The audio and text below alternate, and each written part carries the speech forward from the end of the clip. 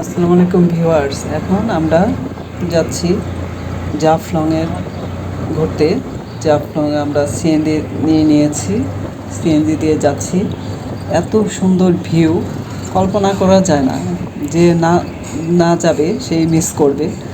এত ভালো লাগছিল, সামনে পাহাড়, এই ব্রিজটা এত বড়, দুই পাশে পানি, তারপরেও আমরা যাচ্ছি। সিএনজি থেকেই দেখা যায় ঝর্ণার দৃশ্য, ছোট ছোট সাদা সাদা দেখা যায়।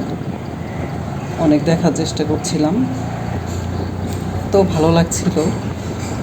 চতুর্থ সাইডে সবুজ গাছপালা, ওপরে সাদা আকাশ, সাদা নীল, মনোমুগ্ধকর পরিবেশ।